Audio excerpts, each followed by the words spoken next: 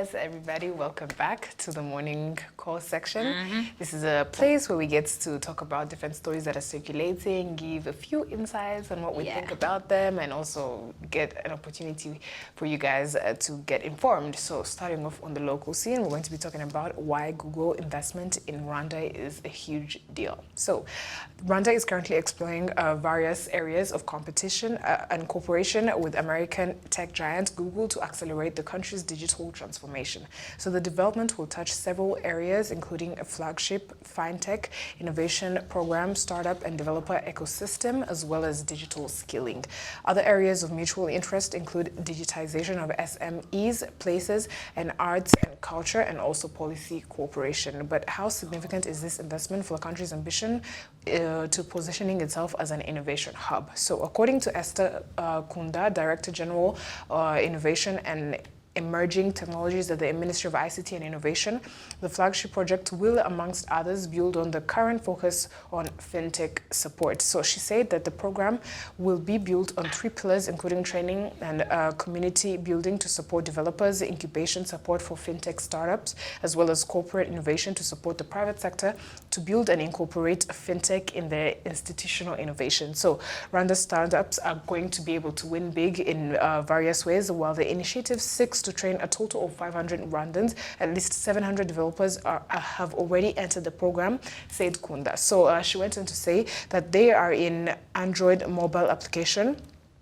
and cloud development through the Google for Developers program to increase the pool of experienced developers in Rwanda, she asserted. Under the deal, Kunda says Google will work with the Ministry of ICT and Innovation and Kigali Innovation City to increase the number of Rwandan startups in Google's competitive Pan-African Accelerator program, commonly known as Google for Startups. So Kunda also highlighted that in line with the government's goal to have 8.4 million people, the digital skilling will support a training of trainers, TOT, which is what is called, a pilot for Rwanda's digital ambassadors. This is such great news. The fact that Google is going to be collaborating with the Ministry of ICT and Innovation to be able to support the business startups in Rwanda to uplift and accelerate the digitalization that is going on, not only in Africa, but in our country. And the fact that it's going to be able to give an opportunity to 500 to 700 Rwandans who are already in the program and are already learning the Android and cloud programs. It's very, very important that these people can be able to have a different source of knowledge and something new to learn. Exactly. It's going to bring about, more relationship with, between Rwanda and the Google company, and also it's going to promote and give knowledge to these young people who are already in the industry, but, can actually get more knowledge to what Google has. They can add it to whatever that they're actually getting from school. So it's a good thing, and we cannot be proud. You cannot be more proud. We can wait to see what this relationship or what this tie is going to bring about after its, after its process or after it being, put in place. Definitely. Yeah. So heading on to the next story, on our very own, person or in Rwanda, Serge Iyamuremye, the gospel singer, unveils plans to release a new album soon. And a renowned gospel singer Serge Iyamuremye is set to release his debut album dubbed Urugendo, that's its name, before this year ends.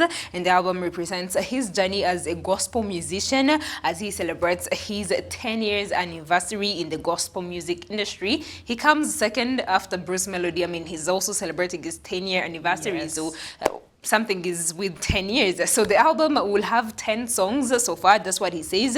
3 or 4 of them will feature other famous gospel musicians whom he decided to keep a secret as a surprise for his fans. And he says, I quote, Urugendo is his, 4th album to be launched after his recent single dubbed Lion that is currently taking over the gospel music industry. And he's also, he is also nominated for Gospel Touch Music Awards for the Best African Artist over the year 2021. According to Iyamuremye, this album represents his 10-year journey as a young gospel singer, and also what God did for him. So he says, I quote, I cannot say that it has been an easy journey, but as a Christian, I leaned on God, and he gave me strength to keep doing gospel music. At times I had to invest a lot of money with no expectations of earning it back, and even though it took some time, God that paved a way for me, and also things got smoother and started to even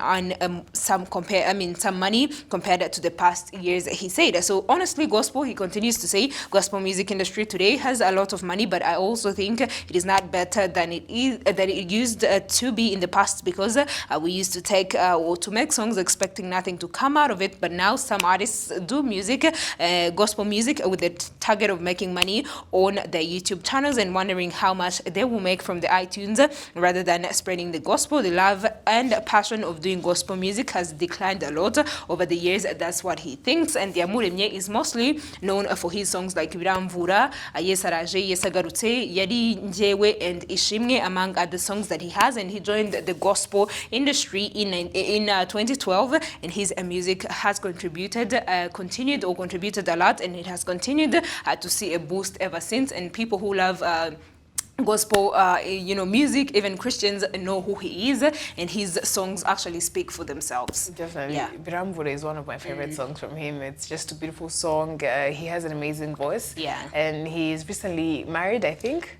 Or I think he had the traditional wedding. Yes. I saw some pictures. Yes. Yeah. So he has a beautiful fiance for now, and everything is looking up for him, and you can see that the industry in terms of music is really being uplifted.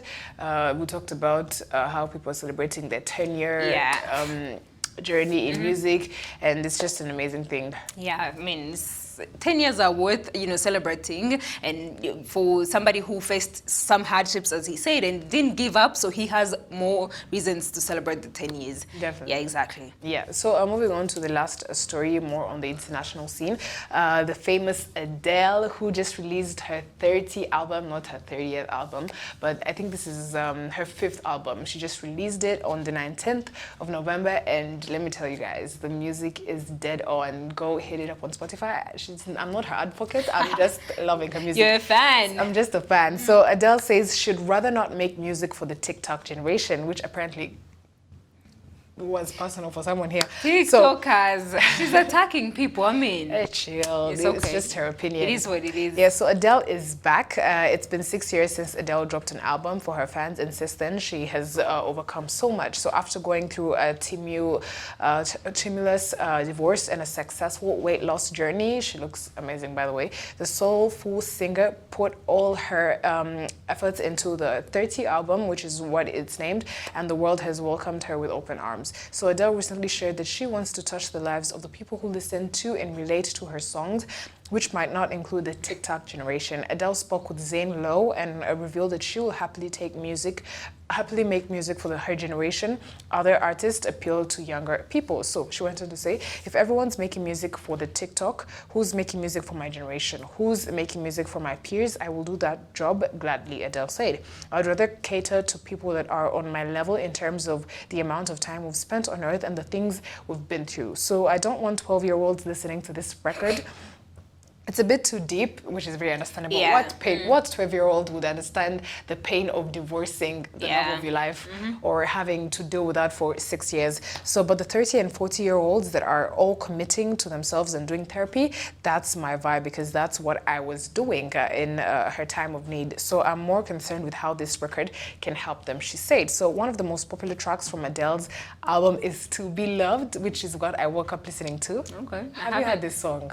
Only Easy is the song that I had, My because guy, everybody this was song so excited about is it. deep. It gets you all emotional. Anyway, Can you let relate? us not bring Okay, I will personal hear it, drama. and I So, will let you guys know. To Be Loved tells the story of the love Adele has experienced over the years and how she plans to protect her heart moving forward. She recently went viral for her performance of the song from the comfort of her home. Yeah, So, did you see that? I saw the video. Yeah, that is where I actually loved the song before.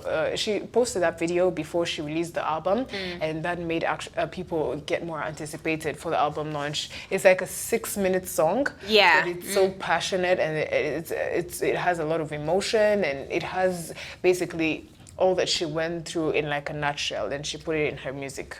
So before I give you guys my comment, we have the video of her actually, her in this interview that she had, saying that she thinks her music is not related to the viewers of TikTok. Exactly. So let's see what she said. If everyone's making music for the TikTok, who's making the music for my generation? Who's making the music for my peers? I will do that job gladly. I'd rather cater to people that have like are on my level in terms of like the amount of time we've spent on earth and the things we've been through. Then I don't want 12-year-olds listening to this record. It's a bit too deep. But the 30 and 40-year-olds that are all committing to themselves and doing therapy, that's my vibe. Yeah. Because that's what I was doing. Yeah. You know, so I'm more concerned with how this record can help them.